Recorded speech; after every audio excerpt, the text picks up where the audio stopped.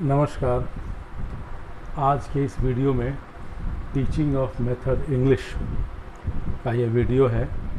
पूर्व के वीडियो से इस वीडियो में हम धीरे धीरे लैंग्वेज मॉडिफिकेशन और मैग्नीफिकेशन की हम बात कर रहे हैं।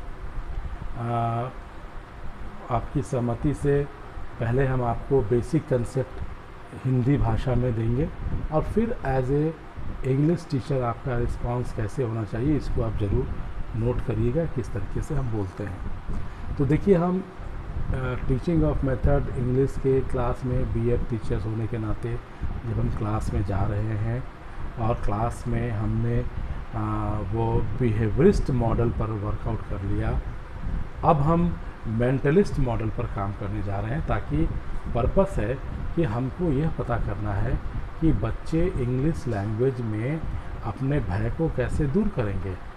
और आपका इंग्लिश सब्जेक्ट ऑनर्स में भी है या किसी का सब्सिडियरी में होता है। तो मेंटलिस्ट थ्योरी नॉम कॉमेस्की का ये दिया हुआ थ्योरी है, जिन्होंने 1938 में उन्होंने दिया था। और उन्होंने तो नोमेस्की साहब ने जो ये कंसेप्ट दिया कि बच्चों में लैंग्वेज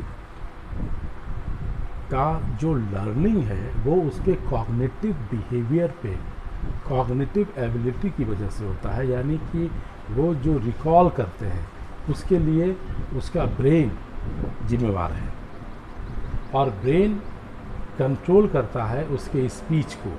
क्योंकि देखा गया है कि बच्चे का आयु जब 3 से 7 वर्ष के बीच होता है, 3 वर्ष के पूर्व में भी वो शब्दों के साथ अपने आप को प्रदर्शित करने की कोशिश करता है। तो वहाँ उसके जो स्पीच है वो कुछ शब्द उच्चारण में आते हैं, और उच्चारण के अलावा कुछ अपनी बात को वो शब्दों के माध्यम से वो इंटरप्रिटेशन करता है, कुछ कहना चाहता है। और इसी माध्यम से कोमिस्की साहब का मानना था कि मेंटलिस्ट अप्रोच में जो बायोलॉजिकल एक्टिविटीज़ है, जो जैविक क्रियाकलाप है, जिसमें वो जीव टंग के माध्यम से वो सलाइवा उसके मुंह में आ रहा है, वो कुछ कह रहा है, उसके अंदर से कुछ बातें निकल रही है, उसका वो रिस्पांस दे रहा है। और स्किनर साहब ने जो बिहेवियरिस्टिक मॉडल पर वर्कआउट किया था, उनका ये मानना था कि बच्चों में जो लैंग्वेज हम सिखाते हैं उसको हम कंडीशनिंग मेथड से नहीं कर सकते हैं। जो एक्सपेरिमेंट उन्होंने एनिमल रैट पे किया था, वैसे हम एक्सपेरिमेंट बच्चों पे नहीं कर सकते हैं। इसलिए स्किनर साहब ने लैंग्वेज के लिए इमिटेशन और रीइंफोर्समेंट को आधार बनाया। तो ये आज के वीडियो में है, और अब हम इसको इंग्लिश में as a English teacher while you are going inside the classroom, you have to be very much punctual on the systematic positions regarding to the eye contact to all the students. So while discussing in the from the previous to the current class, from the behavioristic model to the mentalistic approach, it was the Noam Chomsky. In 1938 he propounded a theory, the mentalist theory. The mentalist, that is the mental level, is the prime factor behind the development of the language to be spoken by the child. And the language is to be produced through the activities or taking a part of the human brain.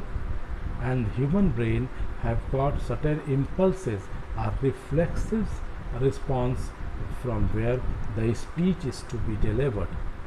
So production and the interpretation is the prime key factor behind the attitudinal response of a language in a very behavioral and reliable manner. So the biological activity plays a very wide role in the formulation of the language for a child having the age in between 3 to 7 or just before that.